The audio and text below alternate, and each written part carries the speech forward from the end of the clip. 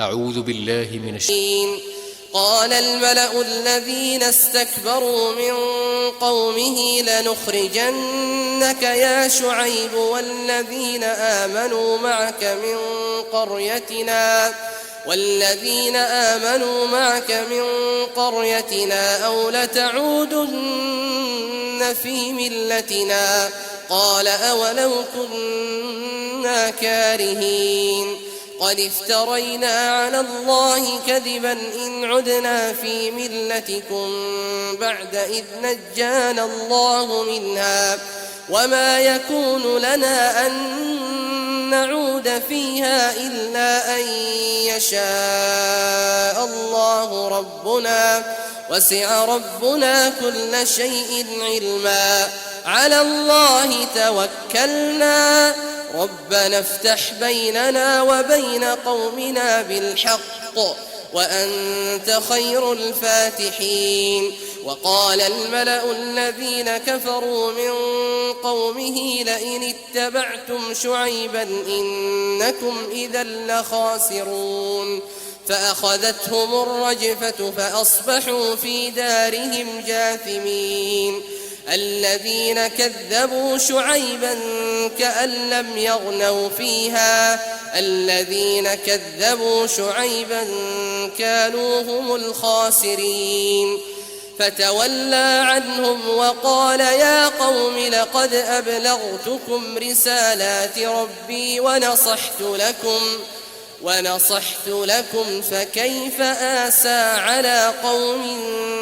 كافرين.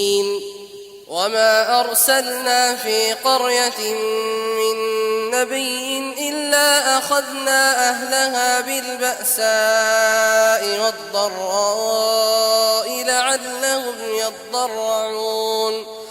ثم بدلنا مكان السيئة الحسنة حتى عفوا وقالوا قد مس آباءنا الضراء والسراء فأخذناهم بغتة وهم لا يشعرون. ولو أن أهل القرى آمنوا واتقوا لفتحنا عليهم بركات من السماء والأرض ولكن كذبوا فأخذناهم بما كانوا يكسبون. أفأمن أهل القرى أن يأتيهم بأسنا بياتا وهم نائمون أوأمن أهل القرى أن يأتيهم بأسنا ضحى وهم يلعبون أفأمنوا مكر الله فلا يأمن مكر الله إلا القوم الخاسرون. أولم يهد للذين يرثون الأرض من بعد أهلها أن لو نشاء أصبناهم بذنوبهم ونطبع على قلوبهم فهم لا يسمعون. تلك القرى نقص عليك من أنبائها ولقد جاءتهم رسلهم بالبينات فما كانوا ليؤمنوا بما كذبوا من قبل كذلك يطبع الله على قلوب الكافرين. وما وجدنا لأكثرهم من عهد وإن وجدنا أكثرهم لفاسقين. ثم بعثنا من بعدهم موسى بآياتنا إلى فرعون وملئه فظلموا بها فانظر كيف كان عاقبة المفسدين. وقال موسى يا فرعون إني رسول من رب العالمين حقيق على ألا أقول على الله إلا الحق قد جئتكم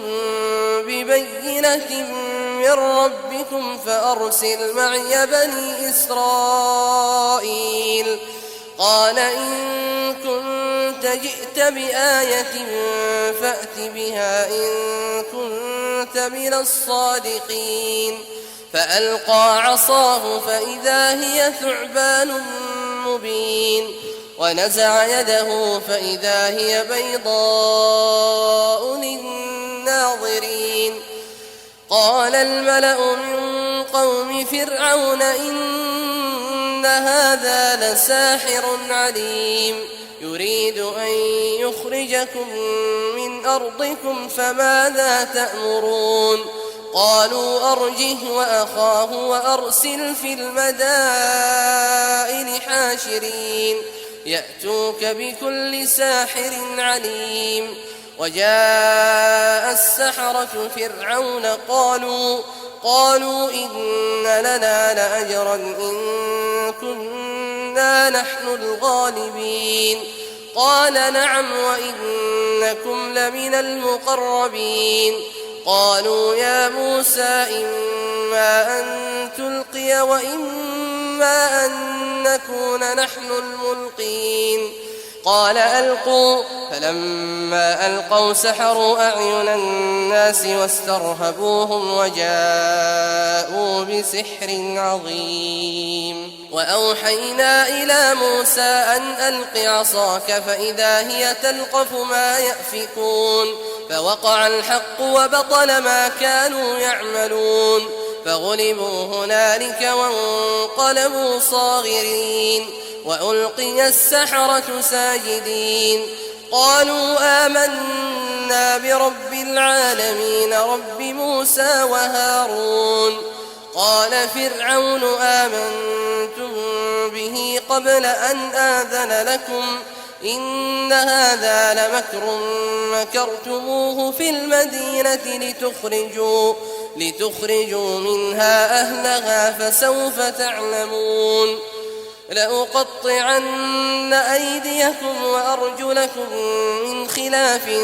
ثم لأصلبنكم أجمعين. قالوا إنا إلى ربنا منقلبون. وما تنقم منا إلا أن آمنا بآيات ربنا لما جاءتنا ربنا أفرغ علينا صبرا وتوفنا مسلمين. وقال الملأ من قوم فرعون أتذر موسى وقومه ليفسدوا في الأرض ويذرك وآلهتك قال سنقتل أبناءهم ونستحيي نساءهم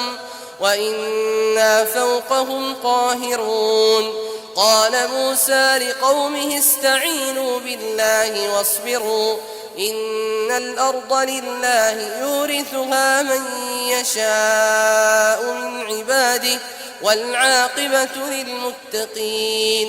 قالوا أوذينا من قبل أن تأتينا ومن بعد ما جئتنا قال عسى ربكم أن يهلك عدوكم ويستخلفكم في الأرض فينظر كيف تعملون. ولقد أخذنا آل فرعون بالسنين ونقص من الثمرات لعلهم يذكرون. فإذا جاءتهم الحسنة قالوا لنا هذه وإن تصبهم سيئة يطيروا بموسى ومن معه ألا إنما طائرهم عند الله ولكن أكثرهم لا يعلمون. وقالوا مهما تأتنا به من آية لتسحرنا بها فما نحن لك بمؤمنين. فأرسلنا عليهم الطوفان والجراد والقمل والضفادع والدم آيات مفصلات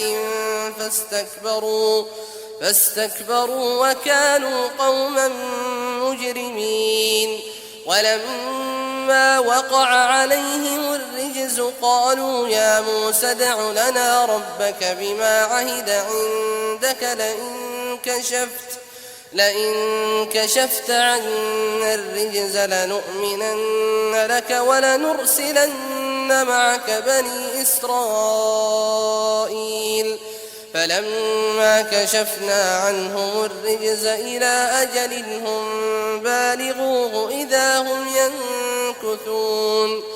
فانتقمنا منهم فأغرقناهم في اليم بأنهم كذبوا بآياتنا وكانوا عنها غافلين وأورثنا القوم الذين كانوا يستضعفون مشارق الأرض ومغاربها التي باركنا فيها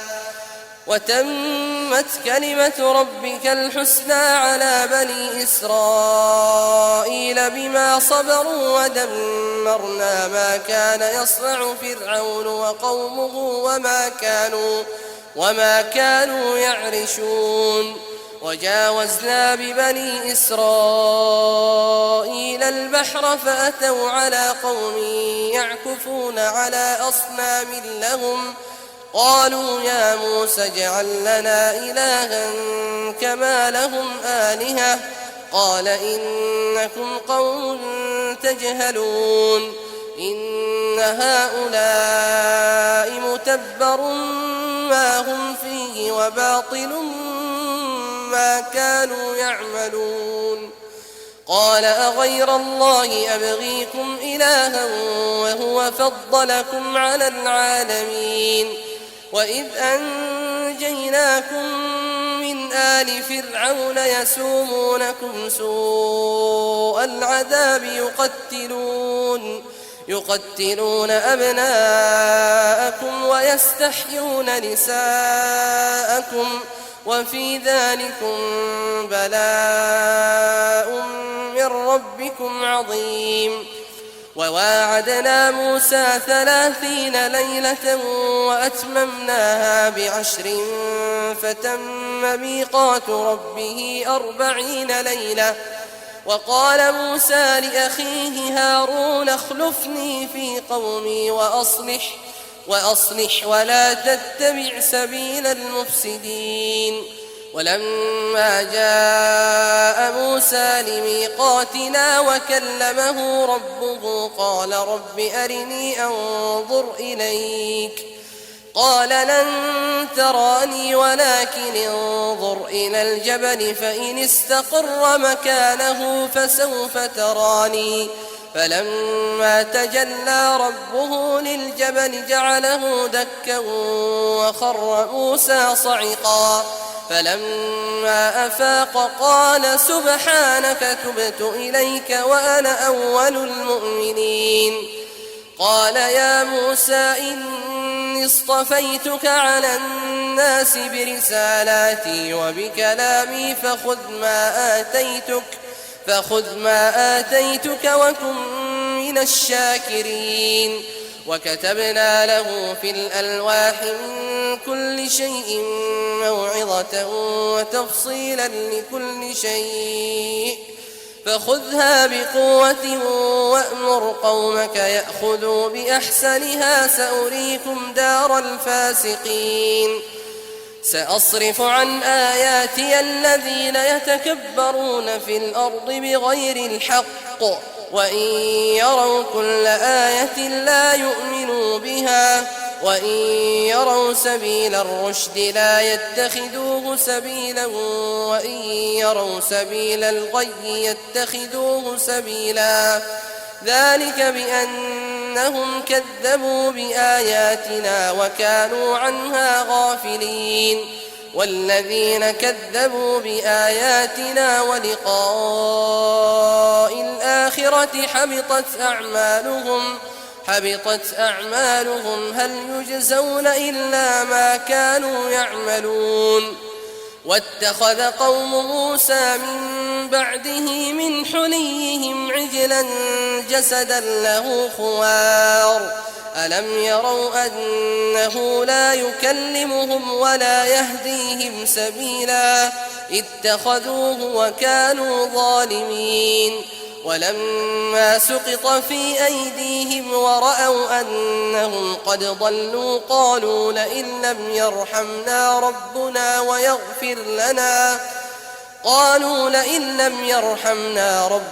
ويغفر لنا لنكونن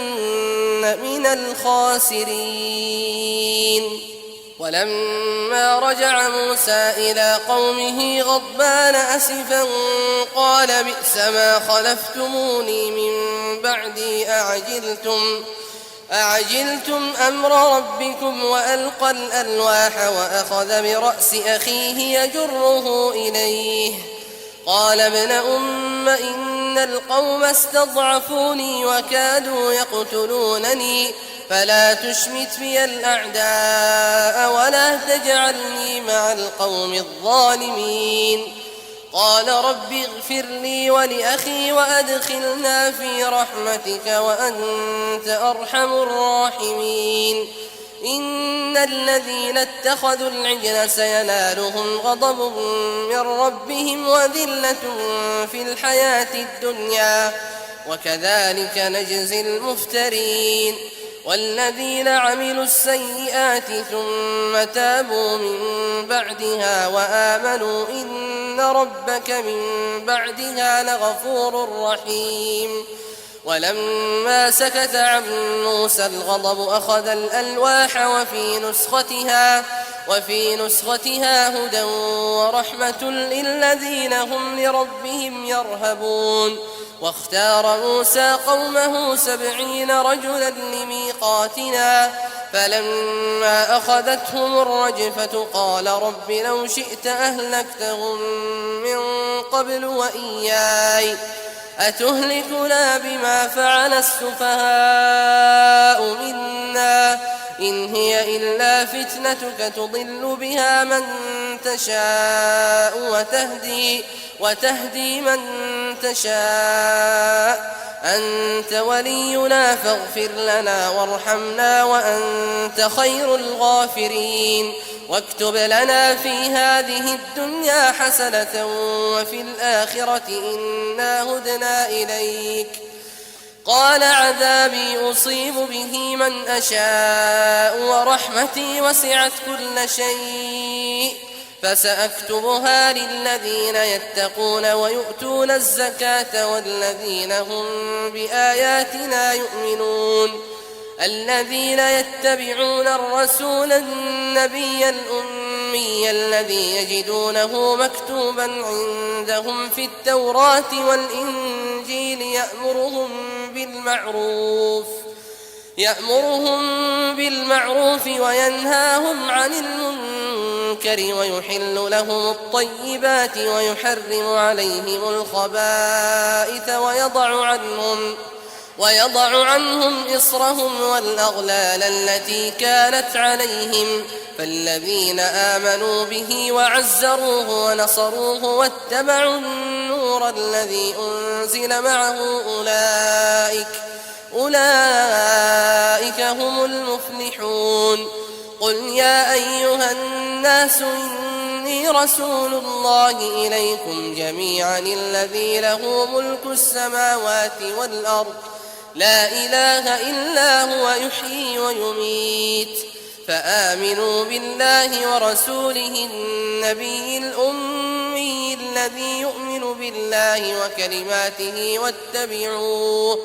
واتبعوه لعلكم تهتدون ومن قوم موسى أمة يهدون بالحق وبه يعدلون وقطعناهم 12 أسباطا أمما وأوحينا إلى موسى إذ استسقاه قومه أن اضرب بعصاك الحجر فانبجست منه 12 عينا قد علم كل أناس مشربهم وظللنا عليهم الغمام وأنزلنا عليهم المن والسلوى كلوا من طيبات ما رزقناكم وما ظلمونا ولكن كانوا أنفسهم يظلمون وإذ قيل لهم اسكنوا هذه القرية وكلوا منها حيث شئتم وقولوا حطة وادخلوا الباب سجدا نغفر لكم خطيئاتكم سنزيد المحسنين فبدل الذين ظلموا منهم قولا غير الذي قيل لهم فأرسلنا عليهم رجزا من السماء بما كانوا يظلمون واسألهم عن القرية التي كانت حاضرة البحر إذ يعدون في السبت إذ تأتيهم حيتانهم يوم سبتهم شرعا ويوم لا يسبتون لا تأتيهم كذلك نبلوهم بما كانوا يفسقون وإذ قالت أمة منهم لم تعظون قوما الله مهلكهم أو معذبهم عذابا شديدا قالوا معذرة إلى ربكم ولعلهم يتقون فلما نسوا ما ذكروا به أنجينا الذين ينهون عن السوء وأخذنا الذين ظلموا بعذاب بئيس بما كانوا يفسقون فلما عتوا عما نهوا عنه قلنا لهم كونوا قردة خاسئين وإذ تأذن ربك ليبعثن عليهم إلى يوم القيامة من يسومهم سوء العذاب إن ربك لسريع العقاب وإنه لغفور رحيم وقطعناهم في الأرض أمما منهم الصالحون ومنهم دون ذلك وبلوناهم بالحسنات والسيئات لعلهم يرجعون فخلف من بعدهم خلف ورثوا الكتاب يأخذون عرض هذا الأدنى ويقولون سيغفر لنا وإن يأتهم عرض مثله يأخذوه ألم يؤخذ عليهم ميثاق الكتاب ألا يقولوا على الله إلا الحق ودرسوا ما فيه والدار الآخرة خير للذين يتقون أفلا تعقلون والذين يمسكون بالكتاب وأقاموا الصلاة إنا لا نضيع أجر المصلحين وإذ نتقنا الجبل فوقهم كأنه ظلة وظنوا أنه واقع بهم خذوا ما آتيناكم بقوة واذكروا ما فيه لعلكم تتقون وإذ أخذ ربك من بني آدم من ظهورهم ذريتهم وأشهدهم على أنفسهم ألست بربكم قالوا بلى شهدنا أن تقولوا يوم القيامة إنا كنا عن هذا غافلين أو تقولوا إنما أشرك آباؤنا من قبل وكنا ذرية من بعدهم أفتهلكنا بما فعل المبطلون وكذلك نفصل الآيات ولعلهم يرجعون واتل عليهم نبأ الذي آتيناه آياتنا فانسلخ منها فأتبعه الشيطان فكان من الغاوين ولو شئنا لرفعناه بها ولكنه أخلد إلى الأرض واتبع هواه فمثله كمثل الكلب إن تحمل عليه يلهث أو تتركه يلهث ذلك مثل القوم الذين كذبوا بآياتنا فاقصص القصص لعلهم يتفكرون ساء مثلا القوم الذين كذبوا بآياتنا وأنفسهم كانوا يظلمون من يهد الله فهو المهتدي ومن يضلل فأولئك هم الخاسرون ولقد ذرأنا لجهنم كثيرا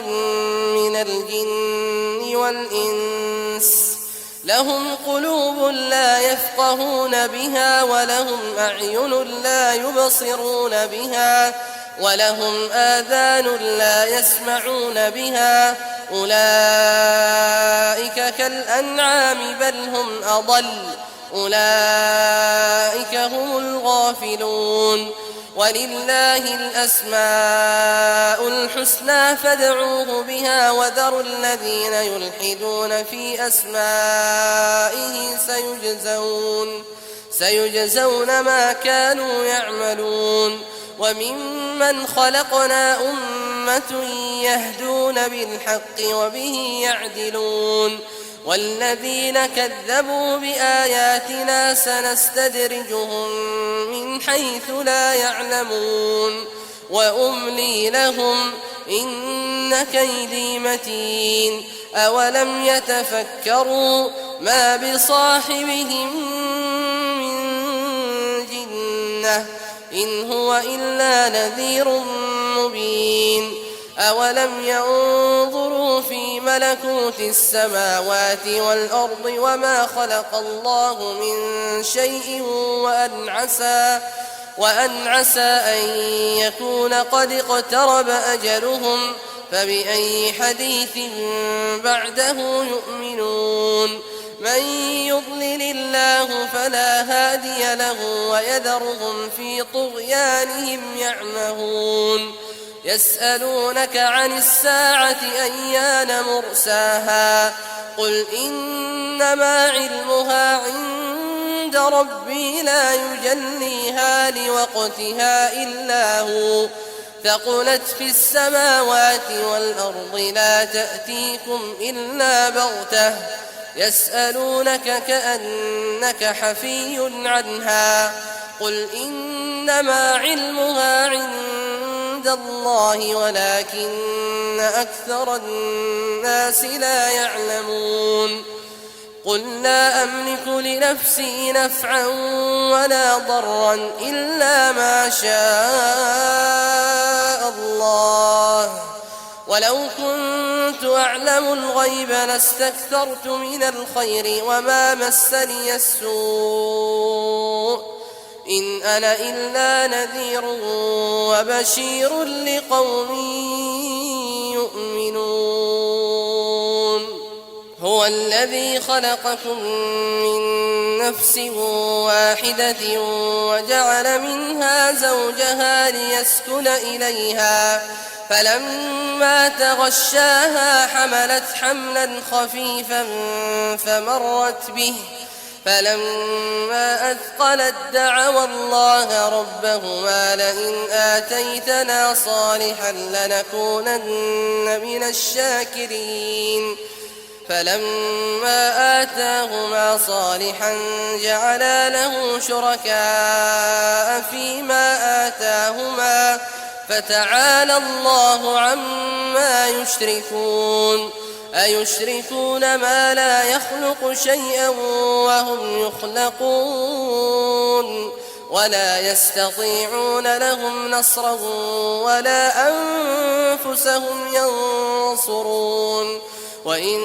تدعوهم إلى الهدى لا يتبعوكم سواء عليكم أدعوتموهم أم أنتم صامتون إن الذين تدعون من دون الله عباد أمثالكم فادعوهم فليستجيبوا لكم إن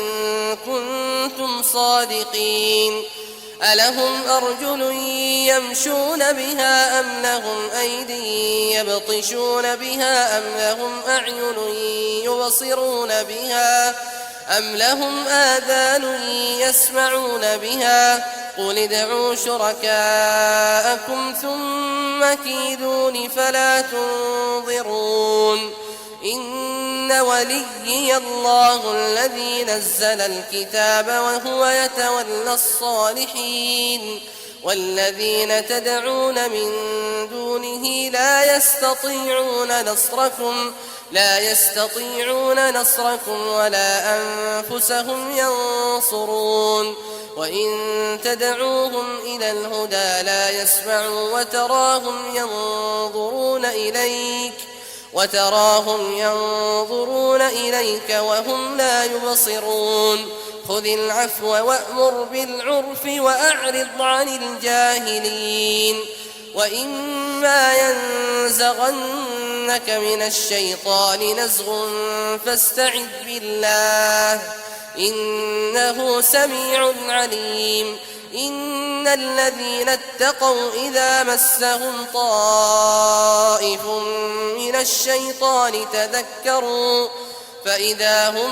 مبصرون وإخوانهم يمدونهم في الغي ثم لا يقصرون وإذا لم تأتهم بآية قالوا لولا اجتبيتها قل إنما أتبع ما يوحى إلي من ربي هذا بصائر من ربكم وهدى ورحمة لقوم يؤمنون وإذا قرئ القرآن فاستمعوا له وأنصتوا لعلكم ترحمون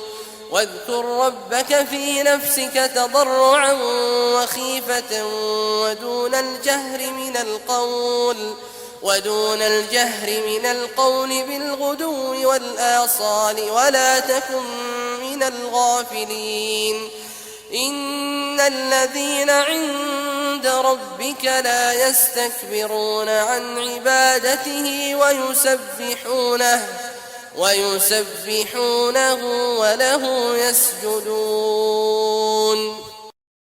بسم الله الرحمن الرحيم يسألونك عن الأنفال قل الأنفال لله والرسول فاتقوا الله وأصلحوا ذات بينكم وأطيعوا الله ورسوله إن كنتم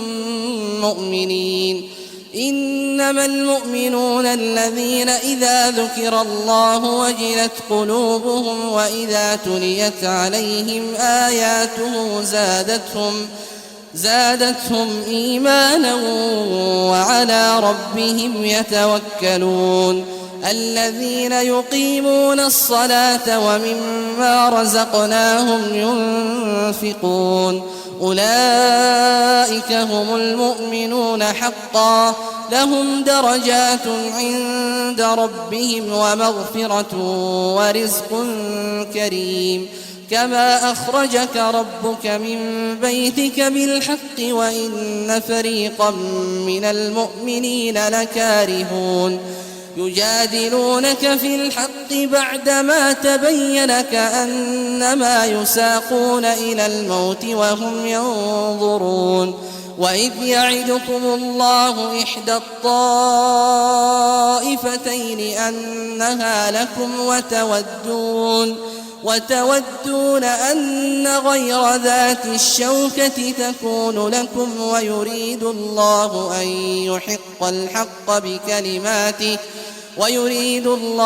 أن يحق الحق بكلماته ويقطع دابر الكافرين ليحق الحق ويبطل الباطل ولو كره المجرمون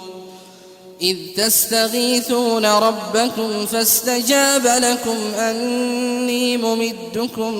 ب1000 من الملائكة مردفين وما جعله الله إلا بشرى ولتطمئن به قلوبكم وما النصر إلا من عند الله إن إن الله عزيز حكيم إذ يغشيكم النعاس أمنة منه وينزل عليكم من السماء ماء ليطهركم به ويذهب عنكم رجز الشيطان وليربط على قلوبكم ويثبت به الأقدام إذ يوحي ربك إلى الملائكة أني معكم فثبتوا الذين آمنوا سألقي في قلوب الذين كفروا الرعب فاضربوا فوق الأعناق واضربوا منهم كل بنان ذلك بأنهم شاقوا الله ورسوله ومن يشاقق الله ورسوله فإن الله شديد العقاب ذلكم فذوقوه وأن للكافرين عذاب النار يا أيها الذين آمنوا إذا لقيتم الذين كفروا زحفا فلا تولوهم الأدبار ومن يولهم يومئذ دبره إلا متحرفا لقتال أو متحيزا إلى فئة فقد باء بغضب من الله ومأواه جهنم وبئس المصير فلم تقتلوهم ولكن الله قتلهم وما رميت إذ رميت ولكن الله رمى وليبلي المؤمنين منه بلاء حسنا إن الله سميع عليم ذلكم وأن الله موهن كيد الكافرين إن تستفتحوا فقد جاءكم الفتح وإن تنتهوا فهو خير لكم وإن تعودوا نعد ولن تغني عنكم فئتكم شيئا ولو كثرت وأن الله مع المؤمنين يا أيها الذين آمنوا أطيعوا الله ورسوله ولا تولوا عنه وأنتم تسمعون ولا تكونوا كالذين قالوا سمعنا وهم لا يسمعون إن شر الدواب عند الله الصم البكم الذين لا يعقلون ولو علم الله فيهم خيرا لأسمعهم ولو أسمعهم لتولوا وهم معرضون يا أيها الذين آمنوا استجيبوا لله وللرسول إذا دعاكم لما يحييكم واعلموا أن الله يحول بين المرء وقلبه وأنه إليه تحشرون واتقوا فتنة لا تصيبن الذين ظلموا منكم خاصة واعلموا أن الله شديد العقاب واذكروا إذ أنتم قليل مستضعفون في الأرض تخافون أن يتخطفكم الناس فآواكم وأيدكم بنصره ورزقكم من الطيبات لعلكم تشكرون يا أيها الذين آمنوا لا تخونوا الله والرسول وتخونوا أماناتكم وأنتم تعلمون واعلموا أنما أموالكم وأولادكم فتنة وأن الله عنده أجر عظيم يا أيها الذين آمنوا إن تتقوا الله يجعل لكم فرقانا ويكفر عنكم سيئاتكم ويغفر لكم والله ذو الفضل العظيم وإذ يمكر بك الذين كفروا ليثبتوك أو يقتلوك أو يخرجوك ويمكرون ويمكر الله والله خير الماكرين وإذا تتلى عليهم آياتنا قالوا قد سمعنا لو نشاء لقلنا مثل هذا إن هذا إلا أساطير الأولين وإذ قالوا اللهم إن كان هذا هو الحق من عندك فأمطر علينا حجارة من السماء أو ائتنا بعذاب أليم وما كان الله ليعذبهم وأنت فيهم وما كان الله معذبهم وهم يستغفرون وما لهم ألا يعذبهم الله وهم يصدون عن المسجد الحرام وما كانوا أولياءه إن أولياؤه إلا المتقون ولكن أكثرهم لا يعلمون وما كان صلاتهم عند البيت إلا مكاء وتصدية فذوقوا العذاب بما كنتم تكفرون إن الذين كفروا ينفقون أموالهم ليصدوا عن سبيل الله فسينفقونها ثم تكون عليهم حسرة ثم يغلبون والذين كفروا إلى جهنم يحشرون ليميز الله الخبيث من الطيب ويجعل الخبيث بعضه على بعض فيركمه جميعا فيجعله في جهنم أولئك هم الخاسرون قل للذين كفروا إن ينتهوا يغفر لهم ما قد سلف وإن يعودوا فقد مضت سنة الأولين وقاتلوهم حتى لا تكون فتنة ويكون الدين كله لله فإن انتهوا فإن الله بما يعملون بصير وإن تولوا فاعلموا أن الله مولاكم نعم المولى ونعم النصير.